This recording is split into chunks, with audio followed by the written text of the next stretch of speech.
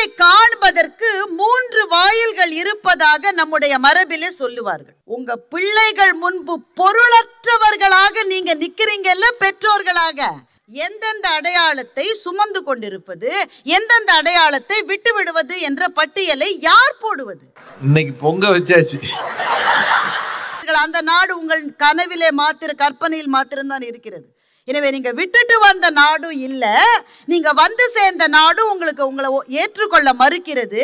மகத்தான வெறுமை இருக்கிறது, மகத்தான தனிமை இருக்கிறது.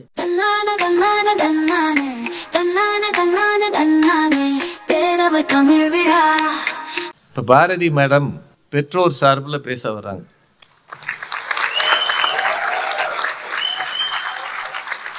இதுவரைக்கும் பேசினவங்களுக்கெல்லாம் ஒரு நேர வரையறை இருந்தது. ஆனால் அவங்களுக்கு நேரம் சொல்கிற அளவு நான் பெரிய ஆள் கிடையாது. அப்படி சொன்னா நீங்களே என்னை விரட்டி விட்டுருவீங்க. அதனால் நிறைவாக பாரதி பாஸ்கர்.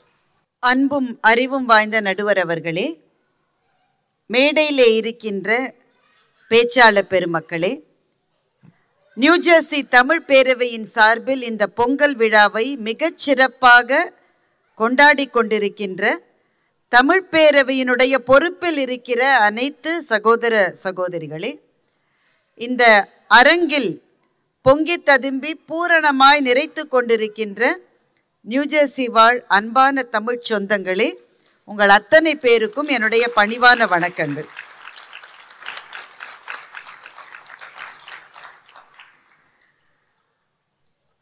அன்பு சகோதரர் உதய் அவர்கள் எடுத்துக்கொண்ட பெரிய முயற்சியினால்தான் ராஜா சாரும் நானும் இந்த அமெரிக்க பயணத்தை எடுத்துக்கொள்வது சாத்தியமாகியது. அவர் ஒரு ஃபோன் கால் செஞ்சு அன்றைக்கு போட்ட அந்த விதை நாங்கள் ஒரு 4 நகரங்களிலே பேசிவிட்டு இன்னும் 2 நாளில் இந்தியா திரும்புவதற்கான மிக இனிய அனுபவத்தை எங்களுக்கு கொடுத்தது. அவருக்கு என்னுடைய முதல் நன்றியையும் வணக்கத்தையும் நான் தெரிவித்துக் கொள்கின்றேன். நாங்களும் அமெரிக்காவுக்கு சில முறை வந்திருக்கோம், நடுவர் இன்னும் நிறையவே வந்திருக்காரு. எந்த இடத்திலும் பட்டிமன்றத்துக்காக நாங்கள் வருகிற போது மக்களினுடைய அன்பு வெள்ளம் எங்களை சூழ்ந்து கொள்ளும். அது கடவுள் எங்களுக்கு கொடுத்த வரம். ஆனால் இதுதான் முதல் முறை இந்த தார தப்பட்டையோட சவுண்ட் எஃபெக்டோட எங்களை உள்ளே கூப்பிட்டு கொண்டு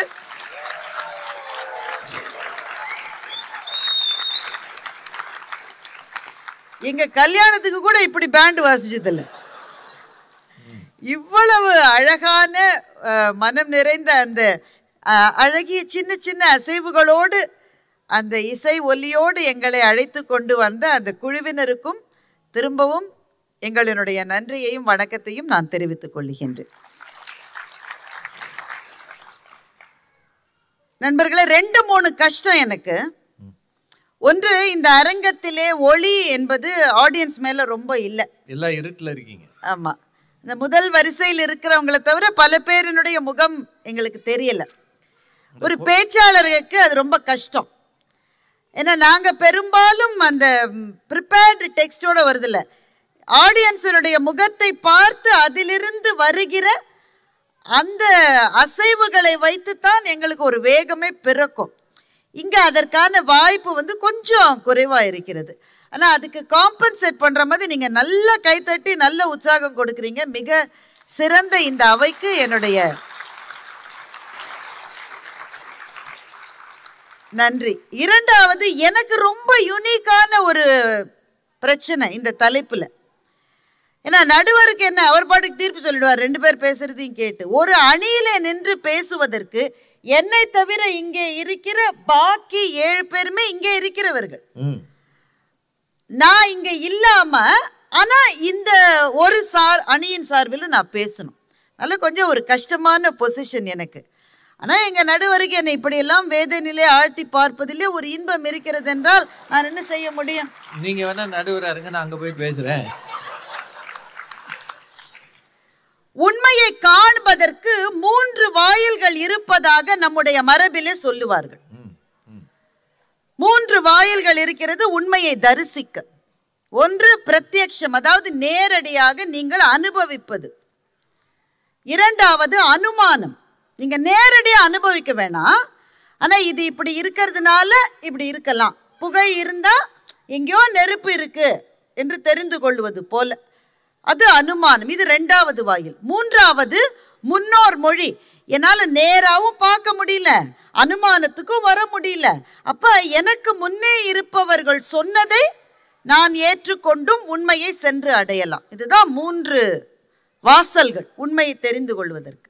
இந்த 7 பேரும் அந்த முதல் வாசல் வழியாக இந்த உண்மையை பார்க்கிறார்கள். நேரடியாக அனுபவிக்கிறது தான் அவங்க எல்லாருமே சொன்னாங்க. இப்ப நடுவர் இவங்க பேசினதெல்லாம் வச்சு தீர்ப்பை சொல்ல போறார். மற்றவர்களினுடைய மொழியிலிருந்து தீர்ப்பு. எனக்கு மாத்திரம் இருப்பது ஒரே ஒரு வாசல், அனுமானம். நான் இங்க வந்து போறதுனாலையும் என்னுடைய நெருங்கிய உறவினர்கள், எங்க அண்ணன் இங்க தான் இருக்காரு, யூஎஸ்ல தான் பல்லாண்டுகளா இருக்காரு, அவர்களினுடைய வாழ்க்கையை விலகி இருந்து பார்ப்பதனாலும் எனக்கு என்ன பிக்சர் கிடைக்கிறதோ அதைத்தான் உங்களிடம் இன்றைக்கு நான் பேச வந்திருக்கிறேன்.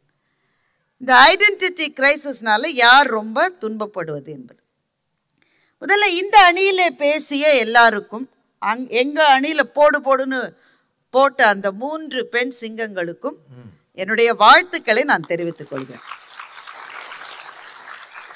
நிறைய பேர் இதுதான் முதல் மேடை, இதுதான் முதல் பட்டிமன்றம் சொன்னாங்க. அப்படி இல்லவே இல்லை. அவங்க பேசுறதுல இருந்த ஒரு தைரியம், அவையை எதிர்கொண்ட துணிச்சல், இதையெல்லாம் நான் மனமாற பாராட்டுகிறேன். மணி அடிக்க பேசினது எல்லாத்தையும் சொல்லிட்டு தான் உட்கார்ந்தாங்க, அவங்க முடிக்க மாட்டேன்னு. ஆனா சுவைப்பட அதை சொன்ன இந்த 7 பேருக்கும் வாழ்த்துக்கள். ஆனால் நடுவர் அவர்களே எடுத்து சொன்னது போல, கிட்டத்தட்ட 24 வருடங்களாக நான் பட்டிமன்ற மேடையிலே பேசி வருகிறேன். இன்றைக்குத்தான் முதன்முறையாக ஒரு பேச்சாளர் பேசிய உடனே எழுந்து நின்று நான் பாராட்டி வாழ்த்து சொன்னேன்.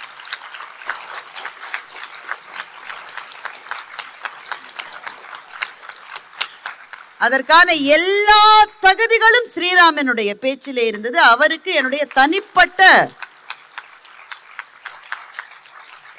இந்த ஒரு வரியை ரெக்கார்ட் பண்ணி ஊரெல்லாம் போடுங்க பாரு. ஸ்ரீராமுக்கு இந்த மாதிரி நான் எந்திரிச்சு நின்று கை தட்டுற போது நீங்க எல்லாரும் சந்தோஷப்பட்டீங்க தானே? இந்த அணி அந்த அணி எல்லாரும் சந்தோஷப்பட்டோம். ஒரு 2-3 நாள் ஆனா கொஞ்சம் அது மறந்துடும், வேற பிரச்சனை வந்துடும். அப்படிதானே? நாங்க வேற பட்டிமன்றத்துக்கு போயிடுவோம். எங்களுக்கு கொஞ்சம் ஸ்ரீராம லேசா மறந்து போறதுக்கு நிறைய வாய்ப்பு இருக்கு. ஆனா 2 ஜீவன்களுக்கு இதை வாழ்நாள் முழுக்க மறக்கவே முடியாது.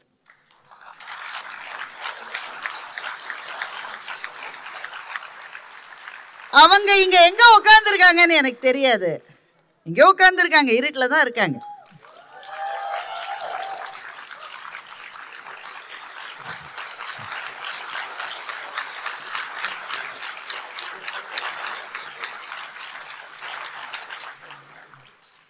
ஸ்ரீராம் இப்படி பேசி இந்த வெளிச்சத்துக்கு வருவதற்கு 2 பேர் இருட்டுல இருக்காங்கல்ல, அவங்களுடைய வேதனையை பேசுவதற்காக நான் வந்திருக்கிறேன்.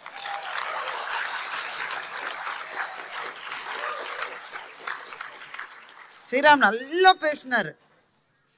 ஒரு வாரம் இதுக்காக உழைச்சிருப்பார். ஆனா என்னைக்கு தமிழ் பேரவையிலிருந்து நோட்டிபிகேஷன் ஸ்ரீராமுடைய பேரை ரெஜிஸ்டர் பண்ணாங்களோ அன்னிலிருந்து 1 மாசம் தூங்காம இருந்தது அந்த 2 பேர் என்பதை ஸ்ரீராம் ஒத்துக்கொள்வார்.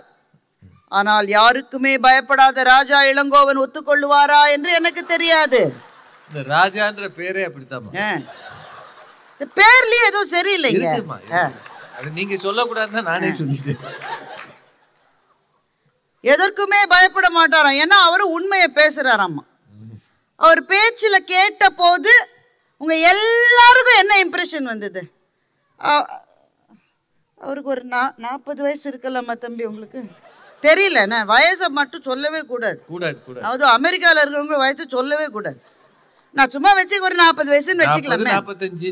சரி, 40, 45, 50 என்ன வேணா வச்சுக்கோங்க. இந்த 45 வயதான அவரே அவர் மகனை பத்தி சொன்னார். அதனால் அவர் ஒரு தகப்பன் என்பதை நான் புரிந்து கொண்டேன். ஒரு தகப்பன் பேசுகிறாரா அல்லது ஸ்ரீராம் மாதிரி ஸ்கூலுக்கு போயிட்டு இருக்கிற ஒரு சின்ன குழந்தை பேசுறதா? நம்ம எல்லாருக்கும் கன்ஃபியூஷன் வந்ததா இல்லையா? எனக்கே வந்தது. சார் அதுதான் சார் பிரச்சனை. நீங்க பெற்றோரா இருக்கீங்களா பிள்ளைகளா இருக்கீங்களான்னு புரியாத ஒரு ஐடென்டிட்டி கிரைசிஸ் பட்டிமன்ற பேச்சாளரா இருக்கிற போதே உங்களுக்கு வருதுன்னா பெற்றோரா இருக்கிற போது வருகிறது என்பதைத்தான் நாங்கள் சொல்ல வருகிறோம். என்ன சொன்னீங்க நீங்க? அவருடைய மகன் மகனோ யாரோ கேட்டாங்களாம், நீ என்ன பண்ணின? ஸ்கூலில் படித்த, அப்புறம் காலேஜில் படித்த, அப்புறம் வேலைக்கு போன, அப்புறம் ஒரு பொண்ணை கிளம்பி, இதெல்லாம் ஒரு வாழ்க்கையான்ற மாதிரி பார்த்தாங்களாம். அப்போது உங்கள் பிள்ளைகள் முன்பு பொருளற்றவர்களாக நீங்கள் நிற்கிறீங்கல்ல பெற்றோர்களாக, அந்த ஐடென்டிட்டி கிரைசிஸை பற்றி தான் சார் நாங்கள் பேசிகிட்டு இருக்கோம்.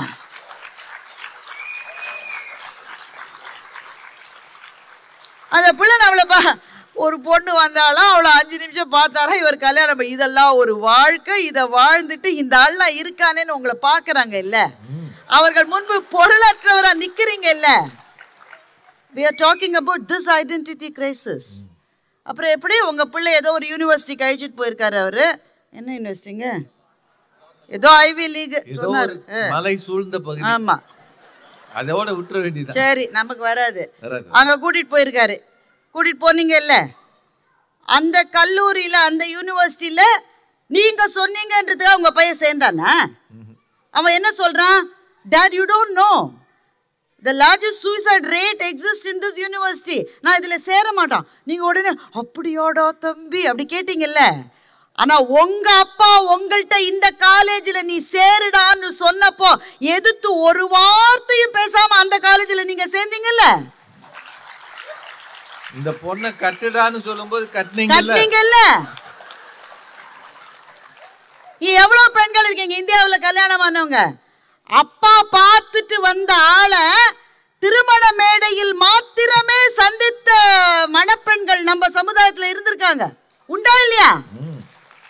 நீங்க உங்க பிள்ளைக்கு 5 வயசு ஒரு ட்ரெஸ் வாங்கிடுவீங்க அவனை கூட்டிட்டு வராம. நீங்க பொம்பளை பிள்ளை இருக்கு, அப்பாவே போய் ஒரு வாங்க மாட்டீங்க. எனக்கு தெரியும், ஒருவேளை வாங்கிட்டு வந்தீங்க. I don't like pink. நேத்தி மட்டும் பிங்கியே போட்டு திரிஞ்சுது.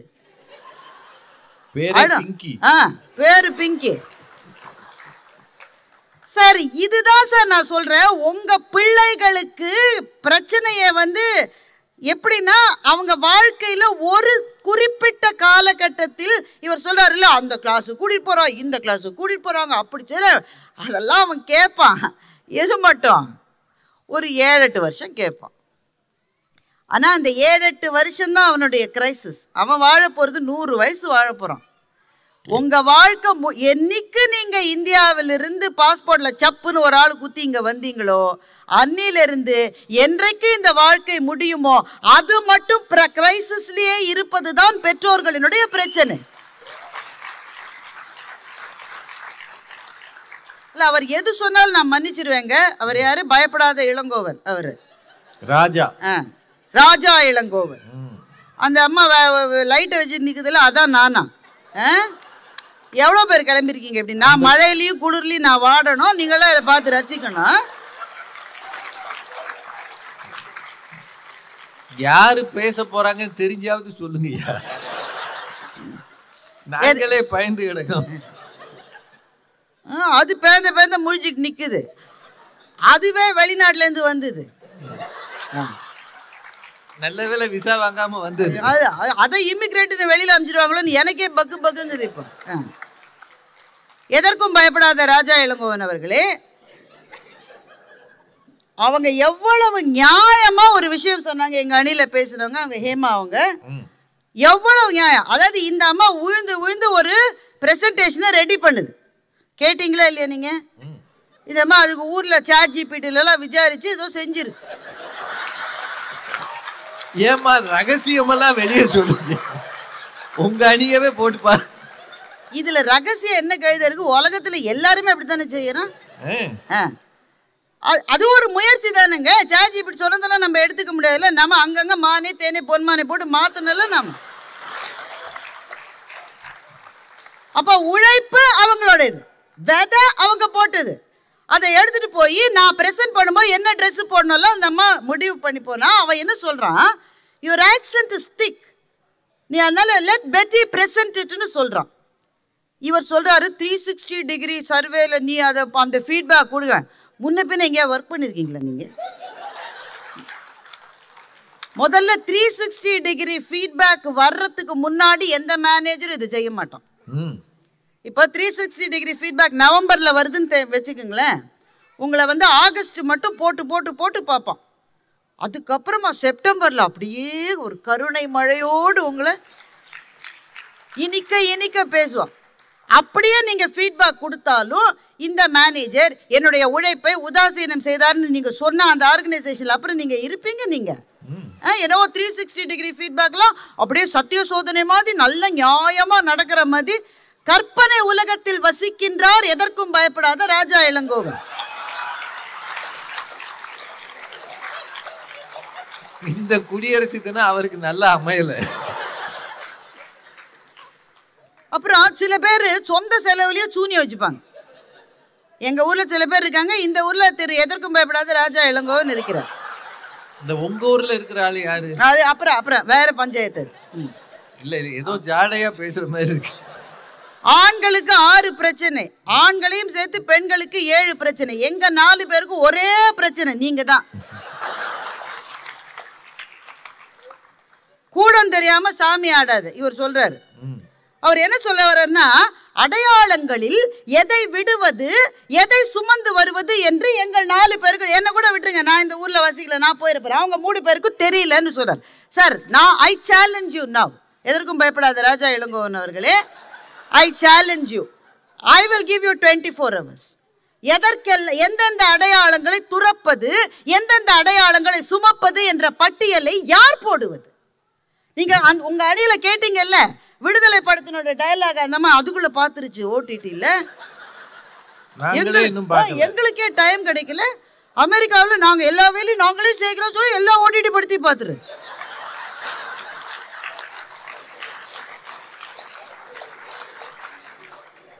என்னுடைய அடையாளத்தை நான் தான் தேர்ந்தெடுப்பேன்னு அதுல வந்து வசனத்தை அவங்க சொன்னாங்க, நீங்க கேட்டீங்கல்ல. இப்போ உங்க அணியை பார்த்து நான் கேட்கிறேன், அங்கிருந்து தான் கிளம்பி வர்றீங்க நீங்க எல்லாரும். எந்தெந்த அடையாளத்தை சுமந்து கொண்டிருப்பது எந்தெந்த அடையாளத்தை விட்டு விடுவது என்ற பட்டியலை யார் போடுவது? உங்களுக்கு அது தெரியலன்றீங்கல்ல. நீங்க அந்த பட்டியலை போட்டு நாளைக்கு ஒரு கைட் புக் நீங்க கொடுக்க முடியுமா? இந்த அடையாளத்தை விட்டு விடுங்க, ஊரில் காரக்குழம்பை மறந்து விடுங்கள் நீங்க எழுதினா காரக்குழம்பு பிடிச்சா அடிக்க வந்துருவாங்க. Sir, who are you to decide எந்த அடையாளத்தை விடுவது எந்த அடையாளத்தை சுமப்பது என்று முடிவு செய்வர்கள் உரிமையை உங்களுக்கு யார் கொடுத்தது? அது தெரியாததுனால தான் சாமி இவங்க இந்த பெற்றோர்கள் கஷ்டப்படுறாங்கன்னு நாங்க சொல்லிட்டு இருக்கோம். நீங்க சொல்லிட்டீங்க. இப்ப ட்ரம்ப் அவர்கள் உங்க பிரசிடென்ட் எவ்வளவுங்க? 78ங்க 78. 70. அது வயசு இல்லம்மா. இல்லங்க, வயசு சொல்லலைங்க. Executive order 78 போட்டாருல்ல. இப்ப அதெல்லாம் சட்டம் ஆயிருச்சுன்னா there is no question. நீங்க எல்லாரும் அதை பின்பற்றி தானே ஆகணும். இப்ப அப்படியே இது சட்டமாக போட முடியுமா? எந்த ஐடென்டிட்டி தூக்கிக்கிட்டு வரணும் எந்த ஐடென்டிட்டி விட்டுட்டு வரணும் நீங்க சட்டம் போட்டுருங்க. அப்புறம் கன்ஃபியூஷனே கிடையாது பேரண்ட்ஸுக்கு. அந்த மாதிரி கைட்லைனே இல்லாததுனால தான் சார் இவங்க கஷ்டப்படுறாங்கன்னு நாங்க 4 பேர் பேசிட்டு இருக்கோம். குந்தி தேவி அட்வென்ச்சர் பண்ணாலாம், கர்ணன் வாழ்க்கை முழுக்க கஷ்டப்பட்டானாம். குந்தி தேவி தன்னுடைய பிள்ளையை தான் சுமக்க கூடாது என்று விட்டு விட்டு போனவள். ஆனால் இந்த பெற்றோர்கள், அமெரிக்காவிலே வாழ்கிற இந்திய பெற்றோர்கள் தன்னுடைய பிள்ளைகளை கனவிலே கூட பிரிய விரும்பாததனால் தான் இவ்வளவு கஷ்டத்தை படுகிறார்கள் என்றால் நமக்கு எதுக்கியா மகாபாரதம்? அமெரிக்காவில் வந்து சார், நான் இங்க இருக்கிற பெற்றோர்களை பார்த்து கேட்கிறேன். நீங்க நம்ம எல்லாரும் இங்க எல்லாருமே சில விஷயங்கள் அமெரிக்க வாழ்க்கையே நம்ம காப்பி அடிக்கிறோம். அது ஒண்ணு தவறு இல்லை. ஆனா ஒரு விஷயத்துல காப்பி அடிக்கவே முடியாது. அது பிள்ளை பிறந்த உடனே 10 நாள் பிள்ளைய கூட தனி ரூம்ல போடுறான் சார். நம்மளால முடியல சார், முடியல, மனசு வர மாட்டேங்குது சார். அது ராத்திரிலாம் கரான்னு கத்துது. Babies will cry like that. இவன் பாட்டுக்கு இருக்கான், நமக்கு முடியலையே, உடம்பெல்லாம் ஆடி போகுதே நமக்கு. அப்போ இந்திய பெற்றோர் தன்மை நெஞ்சத்துக்குள்ளே, ஆவிக்குள்ளே, ஆன்மாவுக்குள்ளே ஊறி கிடக்கிறது. ஆனால் வெளியே நடிக்க வேண்டி இருக்கிறது. இந்த இரட்டை வாழ்க்கை வாழுகிற எங்கள் நிலைமை கஷ்டமா? இங்கே பிறந்து வளர்ந்து கொஞ்ச நாள் அப்பா அம்மா பேச்சை கேட்டுவிட்டு அதற்கு பிறகு உங்கள் வாழ்க்கையை நீங்கள் தேடிக்கொண்டு போகிற இந்த பிள்ளைகளினுடைய வாழ்க்கை எது ரொம்ப சிரமன்றத நடுவர் அவர்கள் விளக்குவார். இவ்வளவு பேசின பிறகு குந்தி தேவி பிள்ளைய வேளாண் விட்டுட்டு போனவ சார், நீங்க விட்டுட்டு போவீங்களா? நீங்க 18 வயசாயி அது அவனை படிக்க போனா கூட கண்ணீரும் கம்பளியுமா கண்ணு நீ வார வந்து சொல்லிட்டு இருக்கு இந்த அம்மா. அமெரிக்க பெற்றோர் சொல்லுவீங்களா?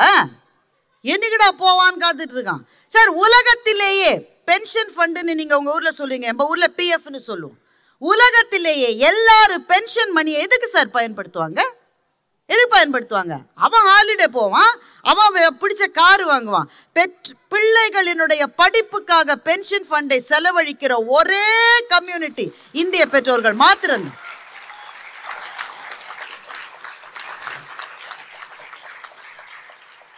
அதுல படிச்சுட்டு வந்துதான் இவங்க வந்திருக்கிறாங்க.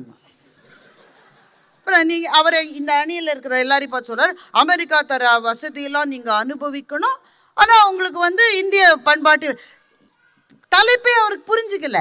இதுதான் பிரச்சனை என்றுதான் நாங்கள் பேச வந்திருக்கின்றோம்.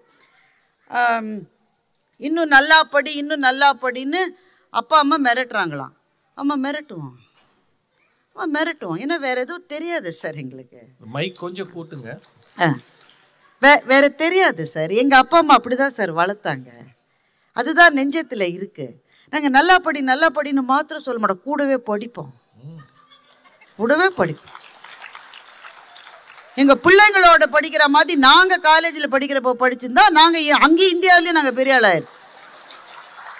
முடியாம தான் இங்கே வந்திருக்கோம். கூடவே படிப்போம் சார். ஏன்னா மனசு பதறுது சார், மனசு பதறுது. ஏன்னா அவன் சந்தோஷமா ஜாலியா இருக்கான். என் மனசுக்கு தெரியும் நான் எவ்வளவுதான் உழைச்சாலும் இங்க இருக்கிற ஒரு அமெரிக்கன் ஸ்டூடெண்ட்டுக்கோட இவன் நிகரா நிக்கணும்னா அவன் உழைக்கிற மாதிரி இவன் 8 மடங்கு உழைக்கணும்னு எனக்கு தெரியும் சார். அதனால அவனை மாத்திரம் நான் படிக்க சொல்ல, நானும் கூட சேர்ந்து படிக்கிறேன் சார். இது எதுவுமே தெரியாம பையனை யூனிவர்சிட்டிக்கு கூட்டிட்டு போயிருக்கு ஒரு ஆள். எதற்கும் பயப்படாத ராஜா எழுங்க. அவர் இனிமே எல்லாத்துக்கும் பயப்பட போறாரு. அந்த அணியிலேருந்து நடுவர் அவர்களே பூபாலன் பேசினார், வேலூர்கார். ஆமா, அவர் பேசினது எனக்கு சரியா புரியல. ஏன் வேலூர்னா புரியாதா? 9ஆம் கிளாஸுக்கு படிச்சு திரும்ப 1ஆம் கிளாஸ் போகணும்னு அவர் தானே சொன்னார். ஆமா, வெண்ணிலா கபடி குழு பார்த்துட்டு சொல்றாருன்னு நினைக்கிறேன். அதில் சூரி எல்லா கோட்டையும் அழி நான் முதல்ல இருந்து ஆரம்பிக்கிறேன் பார். ஆனால் காமெடியனா இருந்த சூரி இன்றைக்கு மிகப்பெரிய கதாநாயக அந்தஸ்துக்கு வந்துட்டாரு. பூபாலன் சார் இன்னும் அதுக்கெல்லாம் வரல, வந்து சேரல. இன்னும் அவர் வெண்ணிலா கபடி குழுலே இருக்கார். இன்னும் பரோட்டா சாப்பிட்டு இருக்காரு. ஆமா, கிளாஸுக்கு கூப்பிட்டு போறேன். ஏன்னா டான்ஸ் கிளாஸுக்கு போறாங்க, நிறைய கிளாஸுக்கு போறதை பத்தி அவர் சொன்னாருன்னு நினைக்கிறேன். அப்படிதானங்க? சரியா விளங்கல எனக்கு. அவர் சொன்னதுல கோவங்க எனக்கு. நைட்டி மேல ஜாக்கெட் போடுறது ரொம்ப அப்சர்விங் பவர் அதிகமாக இருக்கிறது எதிரணி. நான் அப்பவே விசாரிச்சுட்டேன். நடுவர் அவர்களே, நீங்கள் கடுமையாக கண்டித்ததை நானும் பார்த்தேன்.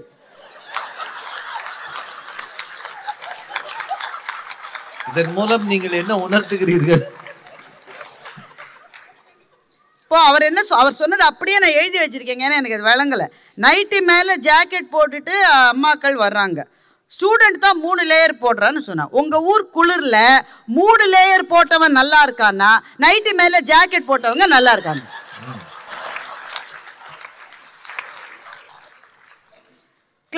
கிளாஸை பற்றி நீங்கள் சொன்னீங்க. ஆமாம், நாங்கள் கிளாஸுக்கு தான் கூட்டிகிட்டு போகிறாங்க அமெரிக்க பெற்றோர்கள். பிள்ளைங்க வர்றாங்க. எவ்வளோ நாள் வர்றாங்க? உங்கள் பேச்சை கேட்குற வயசு இருக்கிற மட்டும் வரான். 13 வயசுக்கு பிறகு வரான்னா இது பாருங்க. இப்போவே அங்கே பிள்ளை அவன் அம்மாவை சொரண்டி இந்த ஆண்டி எப்போ பேச முடியும்னு கேட்டுட்டு எனக்கு இங்கே தெரியுது. அவங்க அம்மா சொல்றாங்க ஆண்டி முடிச்சு அவர் வேற பேசுவாங்க. ஆமா,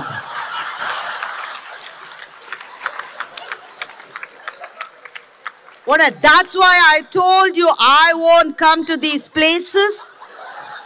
இந்த அம்மா பிடிச்சி இழுத்து வந்திருக்கு. ஏன் தமிழை வளர்க்குறாங்க.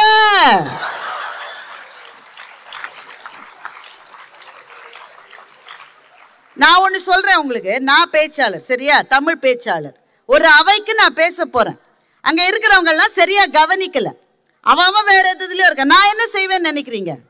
போடா, கேட்கலன்னா என்ன கேட்கறதுக்கு 1000 மேடை இருக்கு. 2 நிமிஷத்துல என்ன இறங்க முடியும் எனக்கு? அப்போ எங்களினுடைய குரல் எங்கே எதிர்பார்க்கின்ற அளவு வாங்கப்படவில்லையோ அந்த இடங்களிலிருந்து விலகுகிற சுதந்திரம் எங்களுக்கு இருக்கிறது. ஆனால் உங்களினுடைய பேச்சை கேட்கவே மாட்டார்கள் என்று தெரிந்தும் திரும்ப திரும்ப தமிழப்படி, பாலவிகாசுக்கு போ, திருவாசகத்தை படி, அத்தப்படி, இத்தப்படி சொல்லிட்டே இருக்கீங்களே. இந்த பிரச்சனையை இந்த 4 ஸ்ரீராமுக்கு புரியலன்னா எனக்கு சின்ன பையன், அவன் நாளைக்கு அப்பா வரணும்னு அவனுக்கு புரியும். மற்ற 3 பேரு என்னங்க அநியாயம் இது? இதுதான் சார் பிரச்சனை. உங்களுடைய மனசாட்சி பெற்றோர்களுக்கு ஏன் ஐடென்டிட்டி கிரைசிஸ்? முழுக்க நான் அமெரிக்கன் தாங்க, எனக்கு எந்த விதமான கவலையும் கிடையாது. என்னோட பாஸ்போர்ட் மாறி போச்சு, மாறிச்சு இல்லை பாஸ்போர்ட். நான் சிட்டிசன் ஆகிற போது நீங்க தேசிய கீதம் பாடணும்ல, பாடணுமா வேணாமா? சில நாடுகள்ல இருக்கு, எனக்கு அமெரிக்காவை பத்தி தெரியல. இருக்கு. அத பாடுற போது கண்ணீர் வடிச்ச சில பேரை எனக்கு தெரியும். ஜனகணமனவை தவிர எதுவுமே வாயில வராதுங்க. ஏன்னா அதுதான் இருக்கு. ஆனா இங்க பாட சொல்றான், மனசுக்குள்ள வந்து இது இது இல்லை, இது இல்லை, இது எந்த இல்லை, இது எந்த இல்லைன்னு சொல்லிட்டாவது நம்ம பாட வேண்டியிருக்கு. உங்க பிள்ளைக்கு அந்த கன்ஃபியூஷன் வருமா? இதை மாத்திரம் சொல்லுங்க, நான் மேடையில இருந்து இறங்கிட்டேன். உங்க பிள்ளைக்கு அந்த கன்ஃபியூஷன் வருமா? அவன் பிறந்ததுல இருந்தே இந்த தேசிய கீதத்தை தான் பாடுறான் அவன். அப்போ அவனுடைய மனசுல அவன் அமெரிக்கன் தான். மனசுல குழப்பம் இருக்கிறது முழுக்க பெற்றோர்களுக்கு. பிள்ளைகளை ரொம்ப போகவும் விட முடியல, இழுத்து பிடிக்கவும் முடியல. இவங்களும் போக முடியல, இழுத்து பிடிக்கவும் முடியல. இந்த 2த்துக்கும் நடுவுல அல்லல் படுகிற பெற்றோர்களினுடைய கண்ணீர் கதையை நாங்க பேச வந்தா எதற்கும் பயப்படாத ராஜா இளங்கோவன் சொல்லுகிறார்.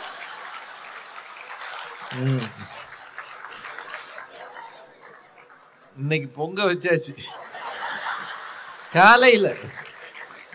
சோசியல், டெக்னிக்கல், மாரல் 3 எஜுகேஷன் இருக்கான். இவர் தான் சிலபஸ் உருவாக்கி இருக்காரு அமெரிக்காவுக்கு. என்ன கழுத சிலபஸா இருந்தா என்ன? நாங்க என்ன சொல்றோம்? அடே கொஞ்சம் தமிழ்ல பேசுறா, எங்க மொழிடா அது. I can to it. இது ஸ்ரீராம் பேசுது இல்ல, அந்த மாதிரி எல்லா குழந்தைகளும் இல்லைங்க. அதான் நிதர்சனம் இல்லையா?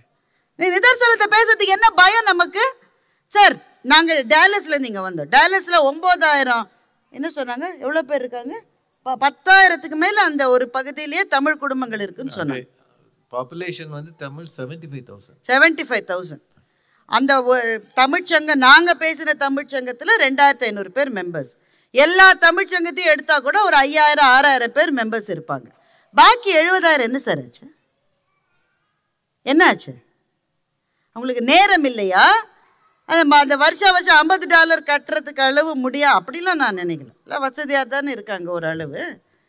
அப்போ அந்த அடையாளங்களோடு இணையாதவர்கள் ஒரு பக்கம், அந்த அடையாளத்தை விட முடியாத நீங்கள் ஒரு பக்கம். நீங்க எவ்வளவு பிரச்சனைல இருக்கீங்க.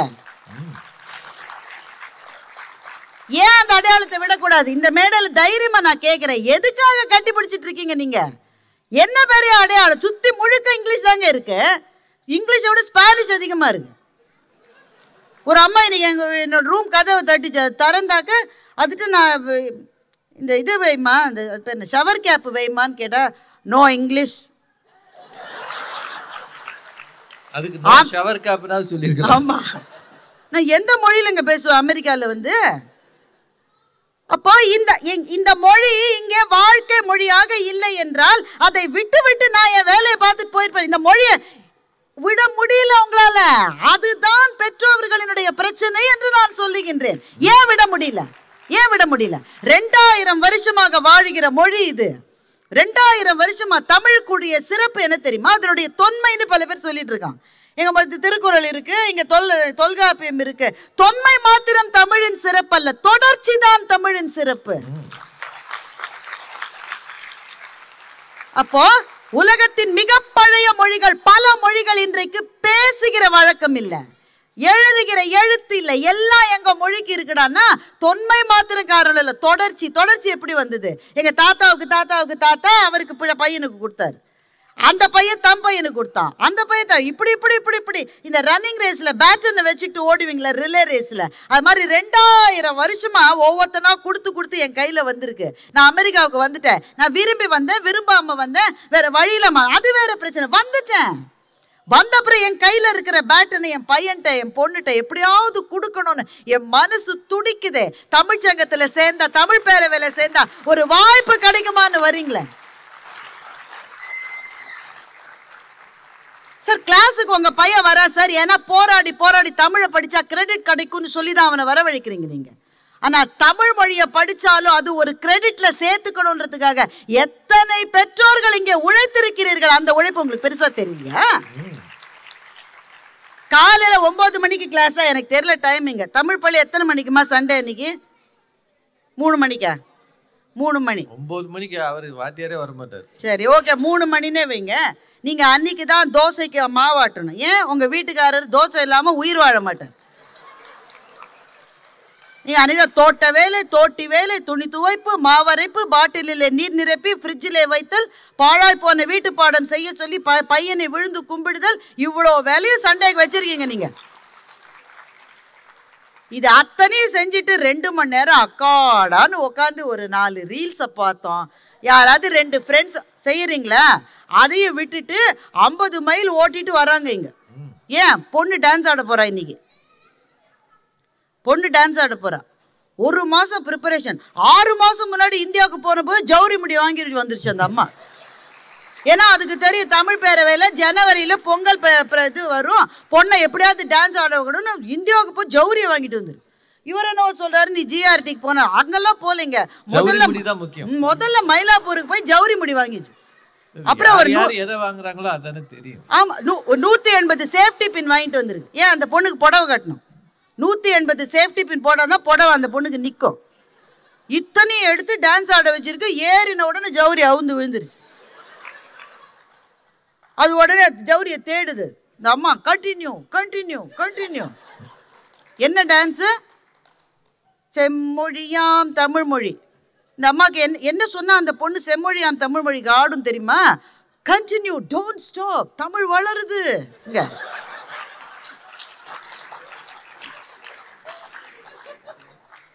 எதுக்கு சார் இவ்வளவு அலைச்சல்? அந்த ஒரே ஒரு கேள்விதான் நான் கேட்கிறேன். எதற்கு இவ்வளவு அலைச்சல்?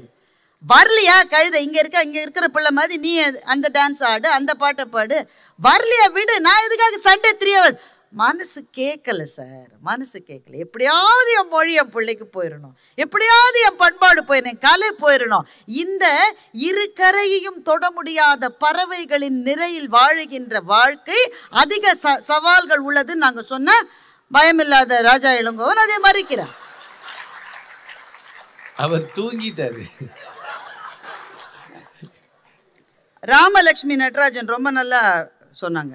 ஆனால் அவங்க 3 பேரையும் ரொம்ப பேசியிருக்காங்கம்மா, அப்புறம் கவனிச்சுக்கோங்க. உங்கள் 3 பேருக்கும் ஒரே ஒரு பிரச்சனை தானா, கோட் போட்டு சாரி கட்டுவதா, சாரி கட்டி இதெல்லாம் ஒரு பிரச்சனையாங்க. இந்த அம்மா சொல்லு. அப்புறம் கார் மேலே தூசு எதுவும் இருக்காமே சொல்ற. இந்தியாவுக்கு வரலன்னு நினைக்கிறேன். சமீபத்தில் அவங்க முக்கியமான ஒரு விஷயத்த சொல்லியிருக்காங்க. பிள்ளைகளை அவங்க முழுமையான அந்த 9 மாசம் 1 வாரம் கூட வாழ விடாம சில அம்மாக்கள் சீக்கிரமே ப்ரீடம் சி செக்ஷனுக்கு போயிருக்காங்கன்னு அவங்க சொன்னாங்க. முக்கியமான கருத்து அது. வள்ளுவர் சொல்றார், ஈன்ற பொழுதில் பெரிதுவக்கும் தன் மகனை சான்றோன் என கேட்ட தாய். பிள்ளை பிறந்த முகத்தை காட்டும் போது அம்மாவுக்கு அப்படி குப்புன்னு ஒரு சந்தோஷம் வரும் பாருங்க. அது ஆண்களால புரிஞ்சிக்க முடியாது, அம்மாக்களுக்கு மாத்திரமே பிரத்யேகமானது அது. ஏன்னா பட்ட கஷ்டத்துக்கு எல்லாம் ஒரு பலனா இந்த பிள்ளை காமிச்சு டாக்டர் சொல்லணும் நார்மல் சைல்டுன்ற அந்த ஒரு வார்த்தைக்காக தான் உயிர் துடிக்குது. ஒரே ஒரு வார்த்தைக்காக. முன்னாடியே ஸ்கேன் எல்லாம் எடுத்துட்டாங்க. உங்க ஊர்ல ஆனா பெண்ணான்னு கூட சொல்லிடுறாங்க. அது என்ன ப்ளூவா ஒன்ன பறக்க விடுறாங்க, பிங்கா ஒன்ன பறக்க விடுறாங்க. முதல்ல எங்க ஊர்ல ஜெயில போட்டுருவோம். அது முக்கியமான ஆள்னா விட்டுருவாங்க. அது நீங்க பரிசோதனை எங்க பண்ணீங்கன்றத பொறுத்தது. அது படம் எடுக்கிறது எல்லாத்துக்கும் அப்போ எல்லாமே தெரியும். இருந்தாலும் பதட்டம் இருக்கு. சைல்டு நார்மல் ஹெல்த்தியா இருக்கு. அந்த ஒரு வார்த்தை காதல விழுந்துட்டா போறோம். அவ்வளவு நாள் பட்ட கஷ்டத்துக்கு இனிமே எந்த பிரச்சனையும் இல்லைன்னு சந்தோஷமா இருக்கலாம். அதை கூட ஒரு தாய் 7 மாசத்திலேயே நீங்க பண்ணிட முடியுமான்னு கேட்குறான்னா, வயிற்றில் இருக்கிற சிசுவுக்கு அது வலியா? இந்த முடிவை எடுப்பதற்காக வாழ்க்கை போட்டு நெருக்குகிறது, அந்த முடிவை எடுத்த அப்பா அம்மாவுக்கு இது வலியா சார்? யாராவது இந்த முடிவை எடுப்பாங்களா? ஈன்ற பொழுதில் பெரிதுவக்கும் தன் மகனை அமெரிக்கன் சிட்டிசன் என கேட்ட தாய்னு திருக்குறளையே மாட்டுகிற நிலை வருகிற அளவுக்கு அவ எந்த தாயாவது நினைப்ப? வேற வழி இல்லை சார். ஏன் சார் அந்த முடிவை எடுக்கிறா? நீங்க நியாயமா பாருங்க. முதல் குழந்தை இங்க பிறந்தான், அவன் அமெரிக்கன் சிட்டிசன் ஆயிட்டான். 2வது பிள்ளை பிரெக்னென்ட் ஆகிற போது எலெக்ஷன் ரிசல்ட் இப்படி வரும்னு யாருக்கு சார் தெரியும்? அப்படி எலெக்ஷன் ரிசல்ட் வந்தாலும் இது உடனே வரும்ன்றது யாருக்கு சார் தெரியும்? அதுக்குள்ள பிள்ளை பிறந்திருந்தாரு சார் நினைச்சா. 7 மாசம் தான் சார் ஆயிருக்கு. இப்போ இந்த பிள்ளை பிப்ரவரி 19க்கு பிறகு பிறந்தா அது அமெரிக்கன் சிட்டிசன் கிடையாது. அவன் அண்ணன் அமெரிக்கன் சிட்டிசன். தன்னுடைய 2 குழந்தைகள்ல ஒருவன் சிட்டிசன் ஆகும், இன்னொன்னு தான் அங்கேயான்னு தெரியாத அந்த நிலையை பார்க்கிற போது அவளுக்கு என்ன ஞாபகம் வருது தெரியுமா? என் 2வது பிள்ளையும் நான் பட்ட கஷ்டத்தை படக்கூடாதுன்றதுக்காக தான் சார் அவங்க செய்வாங்க.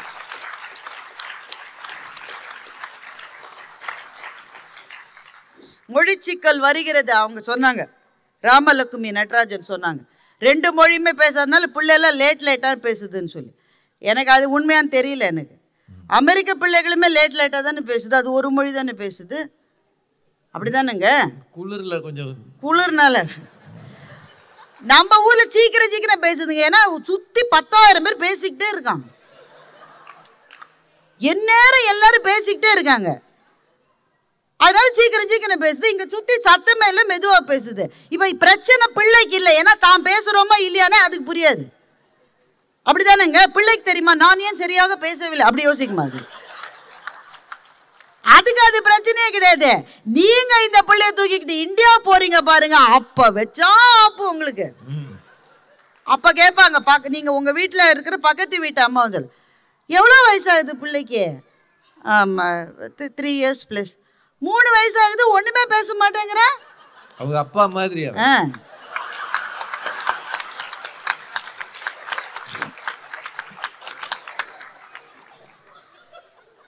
அவங்க கேட்கிறப்போ பயமா இருக்கு. ஐயோ இந்த பிள்ளை பேசாம போயிடா. இந்த பிரச்சனையை சுமப்பது அந்த பிள்ளையா அந்த தாயா என்று ராமலட்சுமியை பார்த்து நான் கேட்கிறேன். அதுக்கு பேச்சு வந்தாலும் வராட்டாலும் நீதான் பொறுப்பு. அது சிரிச்சாலும் அழுதாலும் நீதான் பொறுப்பு. அது நல்ல பிள்ளையா வளர்ந்தாலும் நல்ல பிள்ளையா வளராட்டாலும் நீதான் பொறுப்பு. எந்த குழந்தையும் நல்ல குழந்தைதான் மண்ணில் பிறக்கையிலே, அது நல்லவனாவதும் தீயவனாவதும் ஏன் அப்பாவுக்கு பங்கே கிடையாதாமாக்கும்? அப்பா அந்த அம்மா தான் வளர்க்குது. ஆமா, அந்த குழந்தையே நீங்க தான் சார் ரேஞ்சில். அப்ப அந்த பிள்ளை என்ன பண்ணாலும் there is an accusing finger that is pointing at you. உன் பிள்ளை ஏன் 10 கிளாஸ் போறானா, ஏன் இவ்வளவு கிளாஸ்ல போடுற? 2 கிளாஸ் தான் போறானா, ஏன் கிளாஸ்ல போடவே இல்லை? நான் 10 கிளாஸ்ல போடுறதா 2 கிளாஸ்ல போடுறதான்னு யாராவது தயவு செஞ்சு சொல்லுங்க சார் எனக்கு. அப்ப எல்லா விதமான சிக்கல் நடுவர்கள், நான் சீக்கிரமா சொல்லி முடிச்சிடறேன், நீங்க பெல் அடிச்சிங்களான்னு எனக்கு தெரியல. இல்லம்மா, நான் அடிக்கிறது இல்லைன்னு முடிவு பண்ணிருக்கேன். ஏன் பெற்றோர்களினுடைய அடையாள சிக்கல் மிக பிரம்மாண்டமானது? ஏன் பெற்றோர்களினுடைய அடையாள சிக்கல் மிக பிரம்மாண்டமானது? பிள்ளைகளுக்கு அந்த சிக்கல் என்னன்னா தெரியாது அவங்களுக்கு. முதல் சிக்கல், என்னுடைய மனத்தின் மொழியை நான் வெளியே பேச முடியாத சிக்கல். எல்லாருக்கும் மனத்தின் மொழி என்று ஒரு மொழி உண்டு.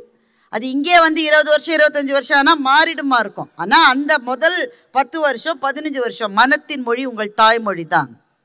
அதை வெளியே பேச முடியாத ஒரு சிக்கல். அவங்க ஆக்சென்ட்டை பற்றி பேசினாங்க. ஆக்சென்ட்டை கூட விடுங்க, சொற்களே எனக்கு என் தாய்மொழி தான் எனக்கு வரும். மனத்தின் மொழி அதுதான். அந்த மனத்தின் மொழியை வெளியே எந்த இடத்திலும் சொல்ல முடியாத ஒரு தனிமை துயரத்திலே இருக்கிற பெற்றோர்களினுடைய ஐடென்டிட்டி கிரைசிஸ் மகத்தானது என்று நான் நினைக்கின்றேன். இங்க இருக்கிற எல்லாரையும் பார்த்து கேட்கிறேன், நீங்க என்ன சிட்டிசன் ஆகலன்னு வச்சுக்கோங்க, அதுக்கு முன்னாடி பல படிகள் இருக்குன்னு நான் கேள்விப்படுறேன். அது H1B ஏதோ ஒன்று இருக்கீங்க. அப்படி இருக்கிறதுனால டாக்ஸ் உங்களுக்கு கம்மியாங்க? இல்லை, அதே டாக்ஸ் தானே கட்டுறீங்க. பக்கத்துல வீட்டு இருக்கிற ஜான், ராபர்ட், கென்னி, லூசி கட்டுற அதே டாக்ஸ் தானே நீங்க கட்டுறீங்க. ஒரு காசு குறைக்கிறாங்களா உங்களுக்கு விசா ஸ்டேட்டஸ் இல்லைன்னு? அந்த டாக்ஸையும் கட்டணுமாமா.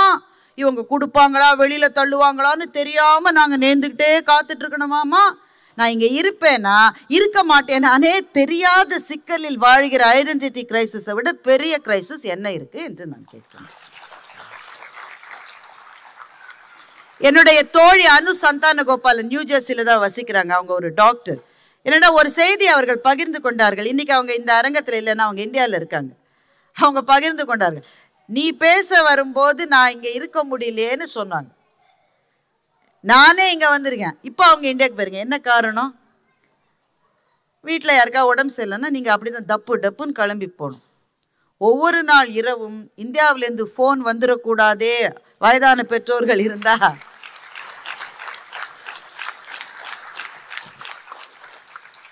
ஃபோனை அடிச்சிடக்கூடாது. நைட்டில் நாங்களாம் இந்தியாவில் இருக்கோம். நைட்டில் ஃபோன் வந்துச்சு, நான் ஏதோ ஒன்று ஃபோன் பண்ணுறது கட் பண்ணிடு. எங்களுக்கு ஒரு பயம் இல்லைன்னா அப்பா அம்மா அங்கே தான் இருக்காங்க. உங்களுக்கு கடைசியில் பார்த்தா ராங் காலர். ஏதோ ஒரு ஆள் ஃபோன் பண்ணி நையின்றான். ஆனால் நையின்னு சொன்னால் சந்தோஷமாக இருக்குது. ஏன்? நீங்கள் பயந்த காலம் அது இல்லை என்ற ஒரு மகிழ்ச்சியே உங்களுக்கு போதுமானதாக இருக்குது. அங்கே தான் போகணும். அதான் நியாயம். அப்பா அம்மாவுக்கு முடியல, இவ்வளோ நாள் இருந்துட்டாங்க. அப்பா இருந்த மட்டும் கூட அம்மா சமாளிச்சுட்டாங்க. என் ஃப்ரெண்டு ஜே எனக்கு லெட்டர் எழுதுறான், இமெயில் அனுப்பிச்சிருக்கான். பாரதி, நான் இது மெட்ராஸ் இன்டர்நேஷ்னல் ஏர்போர்ட்லேருந்து I'm sending this email to you. கடைசியாக ஒரு மாதிரி முடிவு பண்ணி நானும் எங்கள் அக்காவும் எங்கள் அம்மாவை கோயம்புத்தூரில் இருக்கிற ஒரு ரிட்டையர்டு ஹோமில் அம்மாவை சேர்த்துட்டோம். அப்பா இருக்கிற மட்டும் எனக்கு கவலை இல்லை. இப்போ அம்மாவை நான் வச்சுக்கிறதா, எங்கள் அக்கா ஆஸ்திரேலியாவில் இருக்கா, அவள் வச்சுக்கிறதான்னு எங்களுக்குள்ள சண்டை. யூனோ த ஐரனி, சின்ன வயசில் நானும் எங்கள் அக்காவும் சண்டை போடுவோம். எதுக்கு தெரியுமா? எங்கள் அம்மா பக்கத்தில் யார் படுத்துக்கிறதுன்னு நாங்கள் சண்டை போடுவோம். இப்போவும் நாங்கள் சண்டை போடுறோம். எங்கள் அம்மாவை யார் வச்சுக்கிறதுன்னு நாங்கள் சண்டை போடுறோம். 2 பேராலையும் வச்சுக்க முடியல. கடைசியில் ஓல்டேஜ் ஹோமில் எங்கள் அம்மாவை சேர்த்துட்டு நான் இங்கே ஏர்போர்ட்டில் இருக்கேன். என்னோடய டாக்ஸியை ஓட்டிகிட்டு வந்த டாக்ஸி டிரைவர்கிட்ட நான் கேட்டேன், சும்மா ஏதோ பேசணுன்றதுக்காக, உங்கள் அம்மா எங்கேப்பா விட்டு வச்சுருக்கேன்னு கேட்டேன். டாக்ஸி டிரைவர் சொன்னார், ஏன் எங்கள் அம்மா என் கூட தான் இருக்குது, நல்லா டிவி பார்த்துக்கிட்டு தினம் என் வீட்டுக்காரன் மட்டும் சண்டை போட்டுக்கிட்டு என்கிட்ட தான் இருக்குதுன்னு டாக்ஸி டிரைவர் சொன்னான். ஸோ ஜே எனக்கு எழுதுகிறான் இமெயிலில், I just wanted to exchange my position with him என்று எழுதுகிறான். அப்போது அங்கே அவங்களுக்கு உதவி தேவையாக இருக்குது, ஆனால் நீங்கள் போக முடியாது. ஏன்னா உங்க பிள்ளைங்க இங்கிருந்து வர மறுக்கிறார்கள். அங்கே இல்லாம இங்கே இல்லாம தவிக்கிற இந்த நிலைமையை விட பெரிய ஐடென்டிட்டி கிரைசிஸ் என்ன இருக்க முடியும்? நான் மகனா இருப்பதா, நான் தகப்பனா இருப்பதா என்ற மிகப்பெரிய ஐடென்டிட்டி கிரைசிஸ்ல வாழ்கிற வாழ்க்கையில சஞ்சலம் இல்லைன்னு எப்படி சார் சொல்றீங்க நீங்க? எல்லாவற்றையும் விட முக்கியமான ஒண்ணு, சில பேர் இங்க வந்துட்டு திரும்பி போயிடுறாங்க இந்தியாவுக்கு. என் கனவு, என் இளமை பருவத்தில் நான் பார்த்த இந்தியாவில் தான் நான் வசிக்க வேண்டும். திரும்பி போனா நீங்க விட்டுட்டு வந்த இந்தியாவே இல்லாது. அது டிஜிட்டல் இந்தியா ஆயிடுச்சு. நீ 30 வருஷத்துக்கு முன்னாடி ஒருத்தர் என்கிட்ட கேட்கிறார், சார் இந்தியாவுக்கு திரும்பி வந்துட்டு என்னங்க அநியாயம்ன்றார். எங்க நாட்டில் எவ்வளோ அநியாயம் இருக்கு, எந்த அநியாயத்தை கேட்குறீங்க? என்னங்க காலேஜ் பொண்ணுங்க எதுவுமே பாவாடை தாவணி போடுறது இல்லைன்றார். அவருக்கு அது ஒரு அநியாயமா படுது. ஏன்னா அவர் கிளம்பி வந்தப்போ காலேஜ் பொண்ணுங்களாம் பாவாடை தாவணி போட்டுட்டு இருந்தாங்களாம். 30 வருஷத்துக்கு முன்னாடி நீங்க விட்டுட்டு வந்த நாட்டை நினைத்து திரும்பி போகிறீர்கள். அந்த நாடு உங்கள் கனவிலே கற்பனையில் மாத்திரம்தான் இருக்கிறது. எனவே நீங்க விட்டுட்டு வந்த நாடும் இல்லை, நீங்க வந்து சேர்ந்த நாடும் உங்களை ஏற்றுக்கொள்ள மறுக்கிறது. அப்போ கனவிலே இருக்கிற ஒரு இளமை காலத்தை மாத்திரமே நினைத்து ஏங்குகிறதை விட பெரிய ஐடென்டிட்டி கிரைசிஸ் என்ன இருக்க முடியும் என்று நான் கேட்கின்றேன். நிறைவாக புலம்பெயர்ந்து வாழ்கிற வாழ்க்கையில் எல்லாரும் சந்தோஷமா இருக்கீங்க. ஆனா எல்லா சந்தோஷத்துக்கு பின்பும் மகத்தான வெறுமை இருக்கிறது, மறுக்க முடியாது. மகத்தான வெறுமை இருக்கிறது, மகத்தான தனிமை இருக்கிறது. சார், உலகத்தில் எல்லாரும் வாழுவதற்காக உழைக்கிறார்கள், வாழணும், அதுக்காக உழைக்கணும். ஆனா இங்கே வந்து வாழுகிற இந்தியர்கள் உழைப்பதற்காக மாத்திரமே வாழுகிறார்கள், உழைப்பதற்காக மாத்திரமே வாழ்கிறார்கள். உன் வாழ்க்கையில நீ என்ன செய்ய போற? 4 பேரை பார்த்த என்னடா மாப்பிள்ளை எப்படி இருக்கான்னு சொன்னேன், திருவிழா எதுவும் கிடையாது. நான் காலையில் எந்திரிக்கணும், அதே மாதிரி ஃப்ரிட்ஜில் இருக்கிறதெல்லாம் மைக்ரோவேவ்ல வச்சு டப்பாவில் அடிச்சு நான் போகணும். நான் இந்த வாழ்க்கை ஒரு கட்டத்திலே வெறுமையை தருகிறது. அந்த வெறுமையை தருகிற போது அந்த வெறுமையை மாற்றிக்கொள்வதற்கு பிள்ளைங்க தோளில் சாஞ்சுக்கலான்னு பார்த்தா அதுங்க 18 வயசுல கிளம்பி வேற எங்கேயோ போயிருச்சு. நான் யாருன்னு எனக்கு தெரியல சார். ஸ்ரீராம் கேட்டால நான் யாருன்னு. Sriram, tomorrow you are going to be a citizen of this country with no regrets about your past, but your parents will eternally live with regrets about their past. அதுதான் வித்தியாசம்.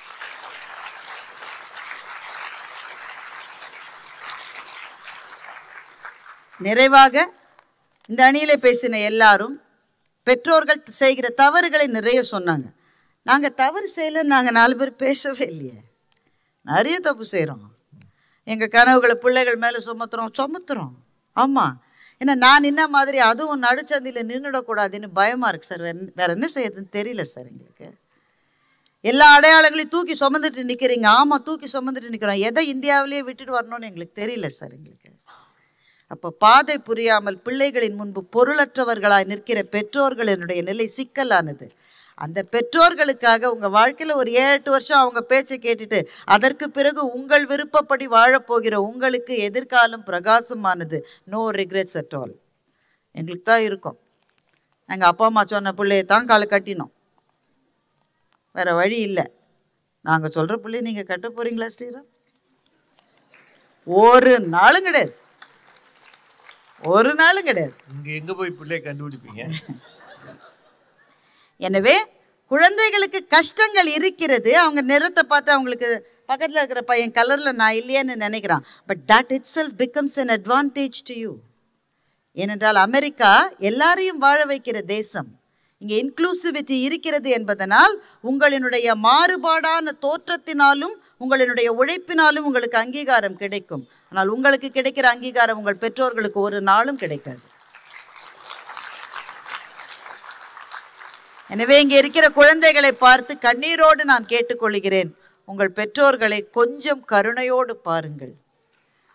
இந்தியாவிலேயே வாழ்வதால் இருக்கின்ற சௌகரியங்கள் எல்லாத்தையும் தொலைத்துவிட்டு அமெரிக்காவிலேயே வாழ்வதால் இருக்கிற வாழ்க்கை வசதிகளை மாத்திரம் அனுபவித்து, ஆனால் ஒரு கட்டத்தில் இந்த வசதிகள் வாழ்க்கையில எப்பவும் நிறைவை தராது என்று புரிந்து கொண்ட பிறகு மகத்தான துயரத்திலும் தனிமையிலும் வாழ்கின்ற அவர்களை கொஞ்சம் கருணையோடு அணுகுங்கள் என்று எதிர்கட்சியிலே இருக்கிற எல்லாரையும், குறிப்பாக எதற்கும் பயப்படாத ராஜா இளங்கோவனையும் கேட்டுக்கொண்டு, சும்மா தமாஷுக்கு சொன்னேன் சார், கோவிச்சுக்காதீங்க. ஏன்னா எதிரில் ராஜா சார் இல்லாமல் பேசுறது எனக்கும் கஷ்டமாக தானங்க இருக்கும். நியூஜெர்சி தமிழ் பேரவை எங்களுக்கு செய்திருக்கிற இந்த உதவி ரொம்ப மகத்தானது. நாங்கள் 4 நகரங்களிலும் பேசிவிட்டு நிறைவாக இங்கே வந்திருக்கின்றோம். நெஞ்சம் முழுக்க ஞாபகங்களை சுமந்து செல்லுகின்றோம். தமிழை காப்பதற்காக நீங்கள் எடுத்துக்கொள்கிற பெரும் முயற்சிகளை பார்த்து இருகை கூப்பி உங்களை நாங்கள் வணங்குகின்றோம்.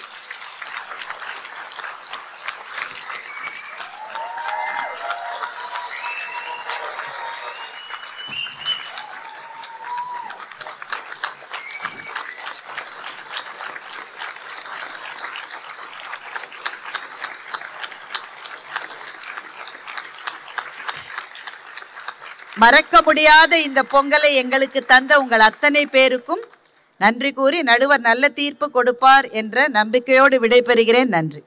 இதுக்கப்புறம் நடுவர் என்ன பண்ணுவார்? 3/4 மணி நேரம் தமிழ் மழை பொழிந்தது. ஏறக்குறைய ஒரு பட்டிமன்றத்தில் இனிமேல் எதுவும் பேச முடியாது என்கிற அளவுக்கு பாரதி மேடம் அவர்கள் பேசியிருக்கிறார். நீங்க எல்லாரும் எந்திரிச்சு வேற கை தட்டிட்டீங்க. அவங்க தான் அதை ஆரம்பிச்சாங்க. இந்த பயணத்துல ஒவ்வொரு ஊர்லயும் இதுதான் நடக்குது. அவங்க பேசி முடிச்சோன்னே எல்லாரும் எந்திரிச்சுறாங்க, குப்புன்னு எந்திரிச்சுறாங்க. பிரம்மாண்டமாக பேசுகிறார்கள். முதல்ல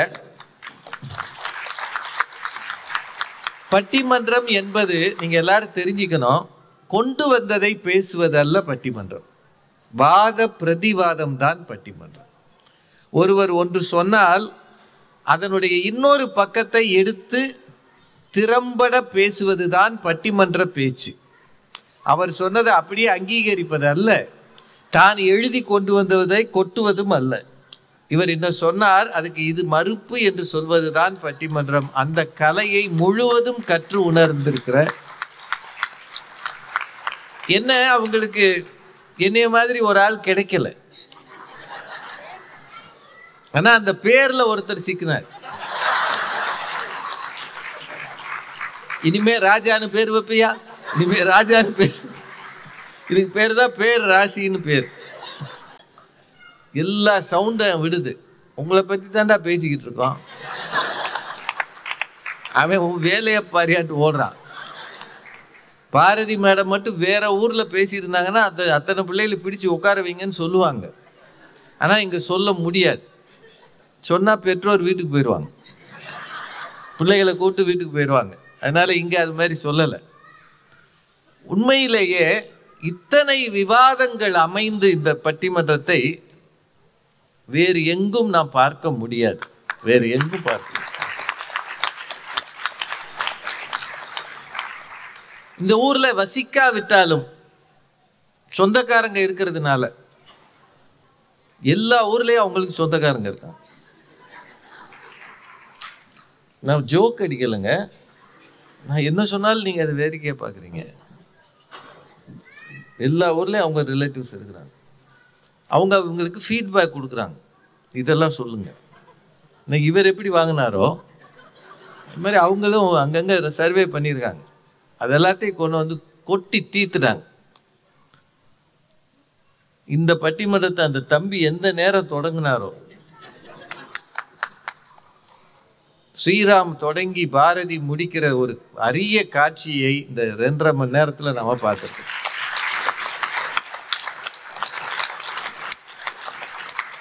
நீங்க பாரதி மேடம் பேசி முடித்த பிறகு ஒரே வரியில தீர்ப்பு சொல்லணும் தான் எதிர்பார்க்குறீங்க, அதானுங்க?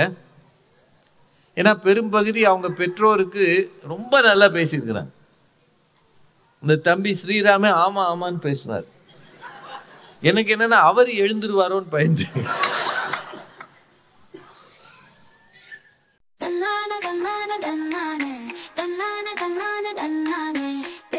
தமிழ் விழா, பேரவை பொங்கல் விழா, நியூ ஜெர்சி தமிழ் விழா. தன்னான தன்னான தன்னான